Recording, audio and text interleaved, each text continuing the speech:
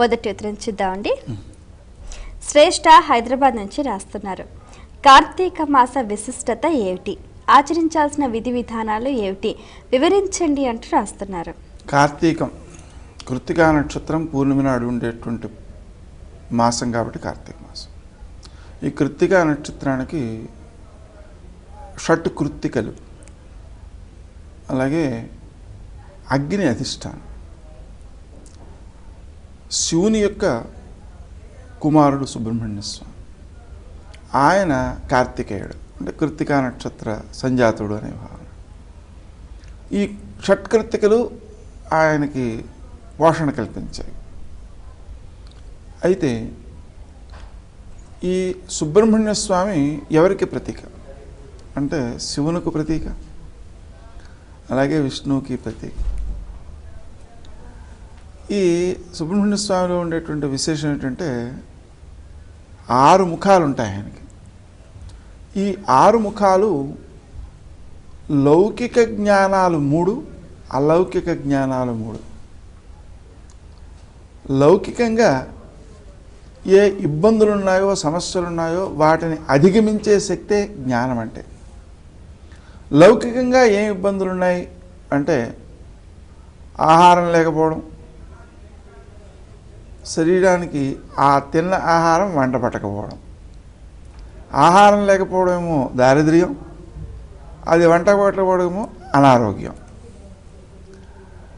ఇవి రెండూ ఉన్నా చుట్టూ ఉండే వ్యక్తుల నుంచి ఆదరణ లేకపోతే ఇవి ఆనందాన్ని ఇవ్వవు. ఆ ఆదరం అనుకూలత. లోకంలో ఎవరు బాధపడ్డా ఈ అనుకూలత లేకను, ఆరోగ్యం లేకను, ఆహారం లేకను తప్ప 4వ అంశం ఉండదు. ఈ మూడింటిని మనం సాధించాలి అంటే 3 రకాల జ్ఞానాలు కావాలి. ఏమిటా జ్ఞానాలు? ఆహారం అనేటువంటిది లేకపోవడం, అది అనుకూలం కావాలి అంటే దాన ధ్యానం కావాలి. అందరికీ దానం చేయాలి, సకల భూతాలకి దానం చేయాలి. ఇప్పుడు మనం భూమండలం చూసాం, కళ్ళు మూసుకుంటే కనిపించింది. ఆ చుట్టూ ఎన్నో జీవులు ఉన్నాయి, వాళ్ళందరికీ కూడా చక్కగా ఆహారం కావాలి అని కోరాలి. ఆ కోరడమే ఆరోగ్యానికి కారణమవుతుంది. అంటే ఆహారాన్ని ముందు అందించడం ద్వారా. ఎప్పుడైతే మనం ఆహారాన్ని అందరికీ అందించామో అది భౌతికంగా చేయాలంటే కాస్త చీమలకి నూకలు వేయడం, పక్షులకి కానీ గింజలు వేయడం లాగా. దీనివలన మనకు జీవితంలో ఆహారానికి లోటు ఉండదు. ఆరోగ్యం, ఆ ఆరోగ్యం కలగాలి అంటే క్రీం అచ్యుతానంత గోవింద ఈ నామాలను ఉచ్చరిస్తూ ఎన్నో కోట్ల మంది అనారోగ్యవంతులు ఉన్నారు, వాళ్ళందరికీ ఆరోగ్యం కలగాలని ఆశీర్వదనం చేస్తే మనకు ఆరోగ్యం కలుగుతుంది. ఇది అయిన తర్వాత అనుకూలత కావాలి, ఏది ఇస్తే అది వస్తుంది. అందుకని మీకందరికీ సుఖం కావాలి అని కనుక మానసికంగా కోరుకున్నట్లయితే సర్వే జనా సుఖినో భవంతు. దానివలన మనకు చుట్టూ ఉండేటువంటి వ్యక్తుల నుంచి అనుకూలత సిద్ధిస్తుంది. ఈ మూడింటిని కూడా లౌకికమైనటువంటి మార్గంలో కష్టాలు అనుకుంటే, ఆధ్యాత్మికమైన మార్గంలో 3 కష్టాలు. అది అహంకారం, మమకారం, సంకల్పం. ఈ సంకల్పం అనేటువంటిది చాలా చిత్రమైనది. ఎంత చిత్రమైనదంటే ముందు నాకు కావాలి అనుకుంటాను, దానివల్ల నా చుట్టూ ఉండే వాళ్ళతోనే నాకు విరోధం వస్తుంది. తర్వాత వాళ్ళకు కూడా ఏదో ఇద్దాం అనుకుంటాను, కానీ వాళ్ళు కావాలనుకున్నది నేను ఇద్దాం అనుకున్నది ఒకటి కాదు, కాబట్టి వాళ్ళు క్షోభపడతారు. దానివల్ల మళ్ళీ నాకు క్షోభ కలుగుతుంది. ఆ తర్వాత ఇంకా ఎదుగుతాను, వాళ్ళు ఏం కావాలంటే ఇది ఇచ్చేద్దాం అనుకుంటాను. ఆ ఇచ్చేద్దాం అనుకునేటువంటి స్థితి కృష్ణ పరమాత్మ స్థితి. ఆయన దుర్యోధనుడు కూడా సైన్యాన్ని ఇచ్చేశాడు. ఆ సైన్యంలో ఒకడు అభిమన్యుని చుట్టుముట్టిన 6గురిలో ఒకడు. తన వాళ్ళని చంపుకునేటందుకు తానే ఇచ్చాడు. అంత ఇచ్చినా కూడా ఆయనకి ఏమైంది అంటే చుట్టూ కొందరు చేరుతారు, ఆ చేరిన వాళ్ళంతా ఒక కూటమి అవుతారు. ఆ కూటమిలో ఏ ఒక్కడు ఏ తప్పు పని చేసినా ఆ తప్పు యొక్క ప్రభావం కూటమితో సహా నాయకుడికి కూడా వర్తిస్తుంది. దుర్యోధనుడు అవమానం చేశాడు ద్రౌపదిని. భీముడికి కోపం వచ్చింది, ఆమె దుర్యోధనాలను చంపుతాను అని చెప్పి ప్రతిజ్ఞ చేశాడు, చంపేశాడు. దానివల్ల గాంధారికి వంశం లేకుండా పోయింది. గాంధారి వెంటనే శపించింది, నీకు వంశం నాశనం అయిపోను అని. ఎవరిని? భీముడిని కాదు, కృష్ణుడిని. ఎందుకు? నాయకుడు కాబట్టి. అలా ఈ నాయకత్వం అనేటువంటిది ఈ సంకల్పం నుంచే ప్రభవిస్తుంది. దానివల్ల నష్టమే కలుగుతుంది, లాభం కలగదు. ఇక అహంకారం మమకారాలు ఎలా బాధిస్తాయో అందరికీ తెలిసిందే. మరి ఈ మూడు బాధించకుండా ఉండాలంటే ఏం చేయాలి? సంకల్పం అనేటువంటిది నశించాలి అంటే జ్ఞానం కావాలి. ఎందుకని? ఏదైనా ఒక్కటి కావాలి అని అనిపించినప్పుడు ఆ అనిపించిన వస్తువుకు తరువాత పరిణామం ఏమిటో తెలిస్తే సంకల్పం అక్కడితో ఆగిపోతుంది. లోకంలో ఏ వస్తువైనా సరే ప్రతి వ్యక్తికి పరిణామంలో కష్టాన్ని కలిగించేదే. కాబట్టి జ్ఞానం దానం చేసినటువంటి భావన చేస్తే అప్పుడు ఆ జ్ఞానం వల్ల వీడికి సంకల్పాలు ఆగిపోతాయి. అహంకారం పోవాలంటే ఏం చేయాలి అంటే ఎదుటి వ్యక్తిలోనూ నాలోనూ ఉన్న పరమాత్మ ఒకడేను అనే ఏకాత్మ భావన చేస్తే అహంకారం పోతుంది. మరి మమకారం పోవాలంటే ఏం చేయాలి అంటే సద్యోముక్తి ధ్యానం చేయాలి.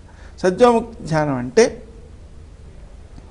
పాలిని సర్వభూతానం, సర్వభూతములను పరిపాలించే తల్లి ఆమె అనే భావన చేస్తే నేనేదో వీళ్ళపై బాధ్యత వహించక్కర్లేదు. అలాగే తథా కామాంగహారిణి. రెండో విషయం మన ఇబ్బంది పెట్టేది ఏమిటి? కోరిక కాదు ఇబ్బంది పెట్టేది, కోరికకు అంగాలు ఇబ్బంది పెడుతుంటాయి. ఉదాహరణకి ఆనందం కావాలి అంటే ఇబ్బంది ఏమీ లేదు. ఎందుకు ఇబ్బంది లేదు? ఆనందం కావాలి, ఆనందం కావాలి, ఆనందం కావాలి, ఆనందం కావాలి 3 సార్లు అంటే చాలు. నరాల్లో నుంచి కణకణాల్లో నుంచి ఆనందం వికసిస్తుంది. ఆనందం కోసం సొంతిల్లు కావాలి, సొంతిల్లు కోసం డబ్బు కావాలి, డబ్బు కోసం అప్పు కావాలి అంటే అప్పు దగ్గర ఆగిపోతాడు, దుఃఖం కలుగుతుంది. ఇవి కామాంగాలు అన్నమాట. ఈ కామాంగాలను హరించే తల్లి సద్యోముక్తి ప్రదాదేవి, వెంటనే ముక్తినిచ్చేది. వేదసారా పరాత్పర, ఇది వేదాల్లో సారం ఈ భావన. కాబట్టి ఇది చేసినట్లయితే మనకు మమకారం అనేది ఇబ్బంది పెట్టకుండా ఉంటుంది. ఈ 6 ఇబ్బంది పెట్టకుండా ఉండాలంటే మనం ఏం చేయాలి? శివకేశవుల అభేదాన్ని ధ్యానించాలి, పూజించాలి. అందుకే కార్తీక మాసంలో మనం సుబ్రహ్మణ్య స్వామికి ప్రతీక అయినటువంటి ఆ మాసంలో సుబ్రహ్మణ్య స్వామి ఎవరి యొక్క ప్రతీక అవళి? శివుడికి విష్ణువుకి కలిపి. ఎందుకని? విష్ణువు ఏం చేస్తున్నాడు? పాలన చేస్తున్నాడు. మరి సుబ్రహ్మణ్య స్వామి ఏం చేస్తున్నాడు? సేనకు నాయకుడై రక్షణ కల్పిస్తున్నాడు. మరి శివునికి ప్రతీక. ఎందుకని? శివుడు ఏం చేస్తున్నాడు? సంహారం చేస్తున్నాడు. ఈయన ఏం చేస్తున్నాడు? దుష్ట సంహారం చేస్తున్నాడు. కాబట్టి రెండు శక్తుల యొక్క ప్రతీక ఆయన అయ్యాడు. కాబట్టి ఈ 2 శక్తుల్ని మనం పూజించడానికి అనువైన మాసంగా ఆ మాసం తయారైంది. అందువలన ఆ మాసంలో కనుక మనం ఏం చేయాలి? జ్ఞానం కావాలి. జ్ఞానం కావాలి అంటే ఎందుకని?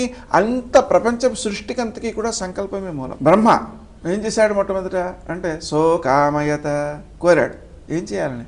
ప్రజాసృజేయేతి, ప్రజలను సృష్టి చేయాలని కోరాడు. ఏం చేశాడు? సతపో తప్యత, తపస్సు చేశాడు. ఆ తర్వాత సృష్టి చేశాడు. అంటే ఈ సృష్టికి మూలం ఏమైంది? కోరిక అయింది, సంకల్పం అయింది. కాబట్టి ఆ సంకల్ప నివారణకు జ్ఞానం కావాలి. జ్ఞానం కావాలంటే దీపం కావాలి. దీపం అనేటువంటిది జ్ఞానాన్ని వికసింపజేస్తుంది, జ్ఞానానికి ప్రతీక. కాబట్టి దీపాన్ని వెలిగించడం, దీపాన్ని దానం చేయడం అనే 2 చర్యలు కార్తీక మాసంలో ప్రాధాన్యం. మరి ఉత్తరం చూద్దామండి. అచ్యుత వైజాగ్ నుంచి రాస్తున్నారు. కార్తీక మాసంలో పుణ్య స్నానాలకు ఎందుకంతటి విశిష్టత, ఏ విధంగా ఆచరించాలి తెలియజేయగలరు అంటూ రాస్తున్నారు. మనిషి అసలు స్నానం చేయాలా అక్కర్లేదా? వారానికి ఒకసారి స్నానం చేసేవాళ్ళు, ఇంకా ఎక్కువ కాలానికి స్నానం చేసేవాళ్ళు కూడా మనకు లోకంలో కనిపిస్తారు. పులి స్నానం చేయట్లేదు, మరి మన స్నానం ఎందుకు అంటే నిజానికి స్నానం అనేది శారీరక ఆరోగ్యాన్ని భంగపరుస్తుంది. చాలామందికి తెలుసు, మాకు సైనస్ ప్రాబ్లం ఉందండి అందుకే స్నానం చేయలేమండి అంటుంటారు. కానీ దానికి నివారణ కావాలి ఒకటి. రెండవది, స్నానం చేయడం వలన మానసిక ఆరోగ్యం బాగుంటుంది. ఏదైనా చికాకు కలిగినటువంటి సమయంలో ఒక్కసారి స్నానం చేస్తే వెంటనే ప్రసన్నమైపోతుంది మనసు. మనకి మానసిక ఆరోగ్యం ముఖ్యం, పులికి మానసిక ఆరోగ్యం అవసరం లేదు, కాబట్టి దానికి స్నానం అవసరం లేదు.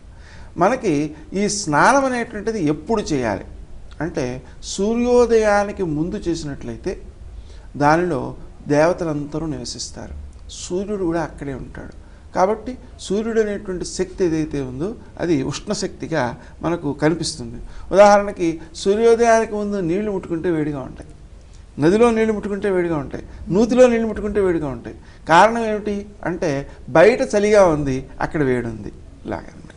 కాబట్టి ఆ సౌరశక్తితో కూడి ఉన్నటువంటి స్నానాన్ని సూర్యోదయానికి ముందు చేయడం ద్వారా మానసిక శారీరక ఆరోగ్యాలు మెరుగవుతాయి. రెండిటి యొక్క సమగ్రమైన స్థితిని ఆయుర్వేదంలో స్వస్థత అంటారు. స్వస్థత అంటే అర్థం ఏంటి? స్వస్వరూపావస్థితి అంటే తన యొక్క నిజస్వరూపంలో ఉండడం. తన యొక్క నిజస్వరూపం ఏమిటి? పరమాత్మ స్థితి. కాబట్టి మానసిక ఆరోగ్యం బాగుంది అంటే కామక్రోధ లోభమోహ మదమాత్సర్యాల వెంట పడకుండా వాస్తవాన్ని గుర్తించే స్థితిలో, సత్యమైన పరమాత్మను గుర్తించే స్థితిలో మనసు శక్తివంతమవుతుంది. ఆ శక్తివంతం కావడానికి ఈ స్నానం ఆరంభమవుతుంది. అందుకని స్నానం చేయాలి, స్నానం చేసిన వెంటనే ఆచమనం చేయాలి. నదీ స్నానం చేసేవాళ్ళు స్నానానికి ముందు ఆచమనం చేస్తారు, స్నానం చేసిన తర్వాత ఆచమనం చేస్తారు. ఇంట్లో స్నానం చేసేవాళ్ళు అవి రెండు చేయట్లేదు, అది ఆరోగ్యప్రదం కాదు. మరి ఉత్తరం చూద్దామండి. మధుసూదన్ రావు కాకినాడ నుంచి రాస్తున్నారు. కార్తీక మాసంలో దీపారాధన మహాపుణ్యప్రదమని అంటారు, ఎందుకు తెలియచేయగలరు అంటూ రాస్తున్నారు. దీపం మనల్ని ఏమని పిలుస్తామంటే సర్వతమోపహం అని పిలుస్తాం. తమహ అంటే చీకటి. ఆ చీకటి అనేటువంటిది బయట ఉన్న లోపల ఉన్న చీకటి అజ్ఞానానికి ప్రతీక. ఎందుకని ఇక్కడ దీపం లేదనుకోండి, ఏముందో ఏమీ కనిపించదు.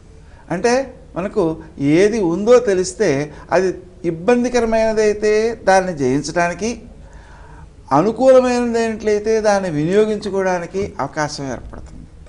కాబట్టి ఈ కాంతి అనేటువంటిది లోపలైనా బయటైనా కూడా జ్ఞానస్వరూపమైనది. జ్ఞానం అంటే మళ్ళీ ఆనందం. జ్ఞానం ఆనందం ఈ రెండిటి యొక్క ఏకత్వ రూపమే పరమాత్మ లక్షణం. కాబట్టి ఆ రకమైన జ్ఞానానికి ప్రతీకైనటువంటి దీపాన్ని వెలిగించడం ద్వారాను, దాన్ని దానం చేయడం ద్వారాను వ్యక్తి జ్ఞానాన్ని వికసింపజేసుకుంటున్నాడు. కాబట్టి అది కార్తీక మాసంలో ఆ జ్ఞానానికి ప్రతీకగా నిలిచింది. అందువల్లనే మనకు ఈ సుబ్రహ్మణ్య స్వామిని కూడా ఏమని పిలిచారు? సుబ్రహ్మణ్య అంటే మంచి బ్రహ్మజ్ఞానము కలవాడు అని అర్థం. మంచి బ్రహ్మజ్ఞానం ఏంటి? చెడ్డ బ్రహ్మజ్ఞానం ఒకటి ఉంటుందా? ఉంటుంది. ఏంటంటే ఇప్పుడు అన్నమైతేనేమిరా మరి సున్నమైతేనేమిరా, అన్నమడిగే పాడు పొట్టకు పరమాన్నమే వేతామురా అన్నట్టు. అది ఇలా మనకు భిన్నత లేదు అనేటువంటి భావాన్ని ఆచరణలో చూపించడం కోసం వాళ్ళు తమ యొక్క స్వార్థానికి వినియోగించుకునే దాన్ని బ్రహ్మజ్ఞానంగా భాషింపజేస్తూ ఉంటారు. కానీ అది నిజం కాదు. ఎందుకంటే భావాద్వైతం సదాకార్యం అని చెప్పి భావంలో అద్వైతాన్ని చేయాలే తప్ప క్రియలో అద్వైతాన్ని కాదు. కాబట్టి మనకు బ్రహ్మజ్ఞానం అనేటువంటిది ఏదైతే ఉందో అది సిద్ధించడానికి దీపం అనేది ప్రతీక. మరి ఉత్తరంలో వారి సందేహం చూద్దామండి. కార్తీక్ హైదరాబాద్ నుంచి రాస్తున్నారు. కార్తీక మాసంలో ఆకాశ దీపాలు ప్రత్యేకంగా వెలిగిస్తూ ఉంటారు, దాని ప్రత్యేకత ఏమిటి తెలియజేయగలరు అంటూ రాస్తున్నారు. మనకు ఆకాశ శబ్దమే పరమాత్మకు సంకేతం. ఎలా అవుతుంది అంటే జాగ్రత్తగా మనం పరిశీలన చేద్దాం. మనకి మొట్టమొదటి తెలిసింది భూమి ఎదురుగుండా కనిపిస్తుంది. మనం ఈ పంచభూతాలని కూడా గమనించినట్లయితే అవి ఒక జ్ఞానాన్ని అందిస్తాయి. భూమికి 5 లక్షణాలు ఉన్నాయి. ఏమిటంటే శబ్దము, స్పర్శ, రూపము, రసము, గంధం. వీటిలో గంధం అనేటువంటిది భూమికి మాత్రమే ఉన్నది, మిగిలిన వాటికి లేదు. ఎప్పుడైతే 5 గుణాలు ఉందో ఇది మొత్తం భూమండలం మీద చూసినట్లయితే ఒక 15% వరకు కనిపిస్తుంది.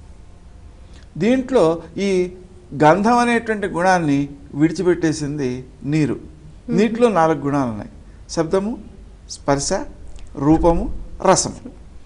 ఈ 4 గుణాలు ఉన్న మీదట, ఈ 4 ఉన్న మీదట భూమండలంలో 85% దానిదే రాజ్యం, నీరు వ్యాపించింది.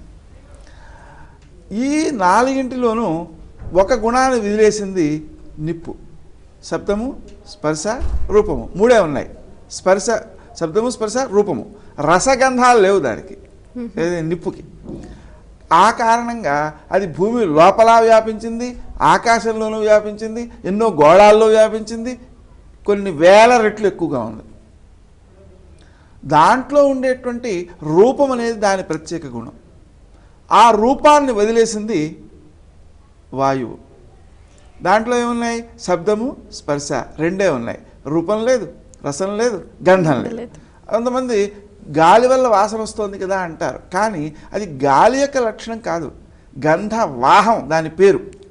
అంటే గంధానికి వాహకమే తప్ప, ఒక వాహనం లాంటిదే తప్ప గంధం కలిగినది కాదు అది. అందుకని దానికి ఆ లక్షణం లేదు. దానికి ఉన్నటువంటిది శబ్దము స్పర్శ రెండే. ఈ రెండు గుణాలు కూడా ఉన్నందువల్ల అది ఎక్కడ వ్యాపించింది అంటే గోళం చుట్టూ వ్యాపించింది, కణకణానికి మధ్యలో వ్యాపించింది, చాలా చోట్ల వ్యాపించింది. అంటే గోళాలకి మధ్యలో కూడా వాయు వాతావరణం చాలా ఉంది. అదే ఆకాశమైనట్లయితే ఈ 4 గుణాలని వదిలేసింది, ఒక్కటే గుణం ఉంది దాంట్లో, ఏంటంటే శబ్దం. ఈ శబ్దం అనేటువంటి గుణాలను ఒకదాన్ని కలిగి ఉన్నందువలన నిజానికి ఈ శబ్ద శక్తి కూడా జ్ఞానానికే సంకేతం. ఎందుకని జ్ఞానానికి సంకేతం? ఇంత చీకటిగా ఉందనుకోండి, ఒక మనిషి అక్కడి నుంచి పిలుస్తున్నాడు అంటే ఇక్కడ ఎవరో ఉన్నారు అని తెలుస్తుంది, అంటే శబ్దము జ్ఞానానికి సంకేతం అవుతుంది. అంతేకాదు, నా మనసులో ఉంది విషయం, దాన్ని శబ్దం ద్వారా వ్యక్తీకరిస్తున్నాను అంటే అక్కడ కూడా శబ్దం జ్ఞానానికి సంకేతం. అయితే ఇది పరమాత్మకి దగ్గర లక్షణం, శబ్దంతో ఉన్న ఆకాశం అనమాట. అంటే ఈ శబ్దం ఒకటే గుణం ఉన్నందువలన అది ఎక్కడ వ్యాపించింది అంటే కణంలో వ్యాపించింది, కణకణానికి మధ్యలో వ్యాపించింది, గోళాల మధ్య వ్యాపించింది, ఆకాశం లేని ప్రదేశమే కనిపించదు మనకి. అందుకనే వేవేష్టీతి విష్ణు అనేటువంటి శబ్దం ద్వారా అంతటా నిండి ఉన్నటువంటి వాడు విష్ణువు అనే శబ్దం మనకు వినిపిస్తుంది. అంటే ఆ విష్ణువు ఈ శబ్దగుణాన్ని కూడా వదిలేసాడుకి ఏమైంది? ఆయన లేని చోటు లేదు, అంతటా నిండి ఉన్నాడు, అన్నిటా నిండి ఉన్నాడు అనేటువంటి. అయితే మనకు వినియోగించుకునేటువంటి వాటిలో మనకు అందుబాటులో ఉన్నది ఆకాశం ఒకటే. ఎందుకంటే ఆకాశం కంటే అతీతమైన విష్ణువును మనం ఇంకా అందుకోలేకపోతున్నాం కదా. అందుకని ఈ ఆకాశ దీపం అనే పేరుతో వీలైనంత ఎత్తుకి ఆ దీపాన్ని కనుక పంపినట్లయితే ఏమవుతుంది? ఆకాశానికి మనం దీపాన్ని సమర్పించినట్లు అవుతుంది. ఆకాశం శబ్దశక్తి ద్వారా జ్ఞానాన్ని అందించేదవుతోంది. వ్యాప్తి అనే లక్షణాన్ని అలవరుచుకోవడానికి అవకాశాన్ని కల్పిస్తోంది. వ్యాప్తి చెందిన కొలది ఏమవుతుందంటే దుఃఖం పలచబడుతుంది, ఆనందం బలిష్టమవుతుంది. ఎలా? ఉదాహరణకి నా ఇంట్లో ఏదైనా ఇబ్బంది కలిగినట్లయితే నాకు చాలా బాధ, నా వీధిలో ఎవరికో కాలు విరిగినట్లయితే కొంచెం బాధ, ప్రపంచంలో ఎవరైనా ఒక వ్యక్తి మరణించినట్లయితే సామాన్యం ఎవరు పుట్టక చావక అవుతారా? అవుతూనే ఉంటాయి అవన్నీ. అంటే ఏమిటి? సామాన్యం అయిపోయింది, అంటే దుఃఖం పలచబడిపోయింది వ్యాపించిన కొద్దీ. అదే నా ఇంట్లో ఎవరికైనా ఉద్యోగం వస్తే నాకు ఆనందమే, నా వీధిలో ఎవరైనా ఒక ఎమ్మెల్యే అయితే నాకు ఆనందమే, నా దేశం యొక్క టీము, క్రికెట్ టీము ఇంకో దేశంపై గెలిచిందంటే ఆనందమే నాకు. అంతేకాదు, క్రికెట్ టీముల్లో 2 టీములు, మన దేశంలో ఒకటి ఇంకో దేశంలో ఒకటి అయినా ఎవరైతే బాగా ఆడారో వాళ్ళు గెలిస్తే వాళ్ళు గెలవడం చాలా బాగుంది అని ఆనందం. అంటే ఏమైంది? వ్యాప్తి చెందిన కొద్దీ ఆనందం పెరుగుతూనే ఉంది, వ్యాప్తి చెందిన కొద్దీ దుఃఖం తగ్గుతూనే ఉంది. ఆ వ్యాప్తి పరమాత్మని లక్షణం. దాన్ని అలవర్చుకోవడానికి మనకున్న అసలైన ఆధారం ఆకాశం. ఆ ఆకాశాన్ని జ్ఞానానికి వినియోగించుకోవడమే ఆకాశ దీపం. చాలా సంతోషం అండి, మీ అమూల్యమైన సమయాన్ని కేటాయించి ఎన్నో అమూల్యమైన విషయాలు మా అందరికీ తెలియజేసినందుకు ధన్యవాదాలు. చూసారు కదండి, ఇది ఈనాటి కార్యక్రమం. అలాగే మీరు కూడా ఈ కార్తీక మాసం అంతా శివకేశవుల నామస్మరణతో, దీపారాధనతో పునీతులు కావాలి. అలాగే భక్తి టీవీ చేపట్టిన కోటి దీపోత్సవ కార్యక్రమంలో లక్షలాదిగా తరలిరండి. ఆ మహాదేవుడి అనుగ్రహానికి పాత్రలు కండి. ఒక్క దీపాన్ని వెలిగించండి, కోటి దీపాలను దర్శించండి. మరో కార్యక్రమంలో మళ్ళీ కలుసుకుందాం. అంతవరకు సెలవు. నమస్కారం.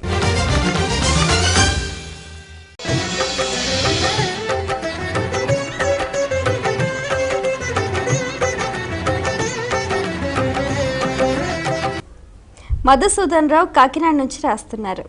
కార్తీక మాసంలో దీపారాధన మహాపుణ్యప్రదమని అంటారు, ఎందుకు తెలియచేయగలరు అంటూ రాస్తున్నారు. దీపం మనల్ని ఏమని పిలుస్తామంటే సర్వతమోపహం అని పిలుస్తాం. తమహ అంటే చీకటి. ఆ చీకటి అనేటువంటిది బయట ఉన్న లోపల ఉన్న చీకటి అజ్ఞానానికి ప్రతీక. ఎందుకని ఇక్కడ దీపం లేదనుకోండి, ఏముందో ఏమీ కనిపించదు. అంటే మనకు ఏది ఉందో తెలిస్తే అది ఇబ్బందికరమైనదైతే దాన్ని జయించడానికి, అనుకూలమైనదేంట్లయితే దాన్ని వినియోగించుకోవడానికి అవకాశం ఏర్పడుతుంది. కాబట్టి ఈ కాంతి అనేటువంటిది లోపలైనా బయటైనా కూడా జ్ఞానస్వరూపమైనది. జ్ఞానం అంటే మళ్ళీ ఆనందం. జ్ఞానం ఆనందం ఈ రెండిటి యొక్క ఏకత్వ రూపమే పరమాత్మ లక్షణం. కాబట్టి ఆ రకమైన జ్ఞానానికి ప్రతీకైనటువంటి దీపాన్ని వెలిగించడం ద్వారాను, దాన్ని దానం చేయడం ద్వారాను వ్యక్తి జ్ఞానాన్ని వికసింపజేసుకుంటున్నాడు. కాబట్టి అది కార్తీక మాసంలో ఆ జ్ఞానానికి ప్రతీకగా నిలిచింది. అందువలనే మనకు ఈ సుబ్రహ్మణ్య స్వామిని కూడా ఏమని పిలిచారు? సుబ్రహ్మణ్య అంటే మంచి బ్రహ్మజ్ఞానము కలవాడు అని అర్థం. మంచి బ్రహ్మజ్ఞానం ఏంటి? చెడ్డ బ్రహ్మజ్ఞానం ఒకటి ఉంటుందా? ఉంటుంది. ఏంటంటే ఇప్పుడు అన్నమైతేనేమిరా మరి సున్నమైతేనేమిరా, అన్నమడిగే పాడుపొట్టకు పరమాన్నమే వేతామురా అన్నట్టు. అది ఇలా మనకు భిన్నత లేదు అనేటువంటి భావాన్ని ఆచరణలో చూపించడం కోసం వాళ్ళు తమ యొక్క స్వార్థానికి వినియోగించుకునే దాన్ని బ్రహ్మజ్ఞానంగా భాషింపజేస్తూ ఉంటారు. కానీ అది నిజం కాదు. ఎందుకంటే భావాద్వైతం సదాకార్యం అని చెప్పి భావంలో అద్వైతాన్ని చేయాలే తప్ప క్రియలో అద్వైతాన్ని కాదు. కాబట్టి మనకు బ్రహ్మజ్ఞానం అనేటువంటిది ఏదైతే ఉందో అది సిద్ధించడానికి దీపం అనేది. కార్తీక్ హైదరాబాద్ నుంచి రాస్తున్నారు. కార్తీక మాసంలో ఆకాశ దీపాలు ప్రత్యేకంగా వెలిగిస్తూ ఉంటారు, దాని ప్రత్యేకత ఏమిటి తెలియజేయగలరు అంటూ రాస్తున్నారు. మనకు ఆకాశ శబ్దమే పరమాత్మకు సంకేతం. ఎలా అవుతుంది అంటే జాగ్రత్తగా మనం పరిశీలన చేద్దాం. మనకి మొట్టమొదటి తెలిసింది భూమి ఎదురుగుండా కనిపిస్తుంది. మనం ఈ పంచభూతాలని కూడా గమనించినట్లయితే అవి ఒక జ్ఞానాన్ని అందిస్తాయి. భూమికి 5 లక్షణాలు ఉన్నాయి. ఏమిటంటే శబ్దము, స్పర్శ, రూపము, రసము, గంధం. వీటిలో గంధం అనేటువంటిది భూమికి మాత్రమే ఉన్నది, మిగిలిన వాటికి లేదు. ఎప్పుడైతే 5 గుణాలు ఉందో ఇది మొత్తం భూమండలం మీద చూసినట్లయితే ఒక 15% వరకు కనిపిస్తుంది. దీంట్లో ఈ గంధం అనేటువంటి గుణాన్ని విడిచిపెట్టేసింది నీరు. నీటిలో 4 గుణాలు ఉన్నాయి: శబ్దము, స్పర్శ, రూపము, రసము. ఈ 4 గుణాలు ఉన్న మీదట, ఈ 4 ఉన్న మీదట భూమండలంలో 85% దానిదే రాజ్యం, నీరు వ్యాపించింది. ఈ 4ంటిలోనూ ఒక గుణాన్ని వదిలేసింది నిప్పు. శబ్దము, స్పర్శ, రూపము 3 ఉన్నాయి. స్పర్శ, శబ్దము, స్పర్శ, రూపము. రసగంధాలు లేవు దానికి, ఏది నిప్పుకి. ఆ కారణంగా అది భూమి లోపల వ్యాపించింది, ఆకాశంలోనూ వ్యాపించింది, ఎన్నో గోళాల్లో వ్యాపించింది, కొన్ని వేల రెట్లు ఎక్కువగా ఉంది. దాంట్లో ఉండేటువంటి రూపం అనేది దాని ప్రత్యేక గుణం. ఆ రూపాన్ని వదిలేసింది వాయువు. దాంట్లో ఏమున్నాయి? శబ్దము, స్పర్శ 2 ఉన్నాయి. రూపం లేదు, రసం లేదు, గంధం లేదు. కొంతమంది గాలి వల్ల వాసన వస్తుంది కదా అంటారు, కానీ అది గాలి యొక్క లక్షణం కాదు, గంధ వాహం దాని పేరు. అంటే గంధానికి వాహకమే తప్ప, ఒక వాహనం లాంటిదే తప్ప గంధం కలిగినది కాదు అది. అందుకని దానికి ఆ లక్షణం లేదు. దానికి ఉన్నటువంటిది శబ్దము, స్పర్శ 2. ఈ 2 గుణాలు కూడా ఉన్నందువల్ల అది ఎక్కడ వ్యాపించింది అంటే గోళం చుట్టూ వ్యాపించింది, కణకణానికి మధ్యలో వ్యాపించింది, చాలా చోట్ల వ్యాపించింది. అంటే గోళాలకి మధ్యలో కూడా వాయు వాతావరణం చాలా ఉంది. అదే ఆకాశమైనట్లయితే ఈ 4 గుణాలని వదిలేసింది, ఒక్కటే గుణం ఉంది దాంట్లో, ఏంటంటే శబ్దం. ఈ శబ్దం అనేటువంటి గుణాలను ఒకదాన్ని కలిగి ఉన్నందువలన నిజానికి ఈ శబ్ద శక్తి కూడా జ్ఞానానికే సంకేతం. ఎందుకని జ్ఞానానికి సంకేతం? ఇంత చీకటిగా ఉందనుకోండి, ఒక మనిషి అక్కడి నుంచి పిలుస్తున్నాడు అంటే ఇక్కడ ఎవరో ఉన్నారు అని తెలుస్తుంది. అంటే శబ్దము జ్ఞానానికి సంకేతం అవుతుంది. అంతేకాదు నా మనసులో ఉంది విషయం, దాన్ని శబ్దం ద్వారా వ్యక్తీకరిస్తున్నాను అంటే అక్కడ కూడా శబ్దం జ్ఞానానికి సంకేతం. అయితే ఇది పరమాత్మకి దగ్గర లక్షణం, శబ్దంతో ఉన్న ఆకాశం అనమాట. అంటే ఈ శబ్దం ఒకటే గుణం ఉన్నందువలన అది ఎక్కడ వ్యాపించింది అంటే కణంలో వ్యాపించింది, కణకణానికి మధ్యలో వ్యాపించింది, గోళాల మధ్య వ్యాపించింది, ఆకాశం లేని ప్రదేశమే కనిపించదు మనకి. అందుకనే వేవేష్టీతి విష్ణు అనేటువంటి శబ్దం ద్వారా అంతటా నిండి ఉన్నటువంటి వాడు విష్ణువు అనే శబ్దం మనకు వినిపిస్తుంది. అంటే ఆ విష్ణువు ఈ శబ్దగుణాన్ని కూడా వదిలేసేవాడికి ఏమైంది, ఆయన లేని చోటు లేదు, అంతటా నిండి ఉన్నాడు, అన్నిటా నిండి ఉన్నాడు అనేటువంటిది. అయితే మనకు వినియోగించుకునేటువంటి వాటిలో మనకు అందుబాటులో ఉన్నది ఆకాశం ఒకటే. ఎందుకంటే ఆకాశం కంటే అతీతమైన విష్ణువును మనం ఇంకా అందుకోలేకపోతున్నాం కదా. అందుకని ఈ ఆకాశ దీపం అనే పేరుతో వీలైనంత ఎత్తుకి ఆ దీపాన్ని కనుక పంపినట్లయితే ఏమవుతుంది, ఆకాశానికి మనం దీపాన్ని సమర్పించినట్లు అవుతుంది. ఆకాశం శబ్దశక్తి ద్వారా జ్ఞానాన్ని అందించేదవుతోంది. వ్యాప్తి అనే లక్షణాన్ని అలవరుచుకోవడానికి అవకాశాన్ని కల్పిస్తోంది. వ్యాప్తి చెందిన కొలది ఏమవుతుందంటే దుఃఖం పలచబడుతుంది, ఆనందం బలిష్టమవుతుంది. ఎలా? ఉదాహరణకి నా ఇంట్లో ఏదైనా ఇబ్బంది కలిగినట్లయితే నాకు చాలా బాధ, నా వీధిలో ఎవరికో కాలు విరిగినట్లయితే కొంచెం బాధ, ప్రపంచంలో ఎవరైనా ఒక వ్యక్తి మరణించినట్లయితే సామాన్యం ఎవరు పుట్టక చావక అవుతారా, అవుతూనే ఉంటాయి అవన్నీ. అంటే ఏమిటి, సామాన్యం అయిపోయింది, అంటే దుఃఖం పలచబడిపోయింది వ్యాపించిన కొద్దీ. అదే నా ఇంట్లో ఎవరికైనా ఉద్యోగం వస్తే నాకు ఆనందమే, నా వీధిలో ఎవరైనా ఒక ఎమ్మెల్యే అయితే నాకు ఆనందమే, నా దేశం యొక్క టీము క్రికెట్ టీము ఇంకో దేశంపై గెలిచిందంటే ఆనందమే నాకు. అంతేకాదు క్రికెట్ టీముల్లో 2 టీములు మన దేశంది ఒకటి ఇంకో దేశంది ఒకటి అయినా ఎవరైతే బాగా ఆడారో వాళ్ళు గెలిస్తే వాళ్ళు గెలవడం చాలా బాగుంది అని ఆనందమే. అంటే ఏమైంది, వ్యాప్తి చెందిన కొద్దీ ఆనందం పెరుగుతూనే ఉంది, వ్యాప్తి చెందిన కొద్దీ దుఃఖం తగ్గుతూనే ఉంది. ఆ వ్యాప్తి పరమాత్మని లక్షణం. దాన్ని అలవర్చుకోవడానికి మనకున్న అసలైన ఆధారం ఆకాశం. ఆ ఆకాశాన్ని జ్ఞానానికి వినియోగించుకోవడమే ఆకాశ దీపం. చాలా సంతోషం అండి, మీ అమూల్యమైన సమయాన్ని కేటాయించి ఎన్నో అమూల్యమైన విషయాలు మా అందరికీ తెలియజేసినందుకు ధన్యవాదాలు. చూసారు కదండి, ఇది ఈనాటి కార్యక్రమం. అలాగే మీరు కూడా ఈ కార్తీక మాసం అంతా శివకేశవుల నామస్మరణతో దీపారాధనతో పునీతులు కావాలి. అలాగే భక్తి టీవీ చేపట్టిన కోటి దీపోత్సవ కార్యక్రమంలో లక్షలాదిగా తరలిరండి. ఆ మహాదేవుడి అనుగ్రహానికి పాత్రలు కండి. ఒక్క దీపాన్ని వెలిగించండి, కోటి దీపాలను దర్శించండి. మరో కార్యక్రమంలో మళ్ళీ కలుసుకుందాం. అంతవరకు సెలవు, నమస్కారం.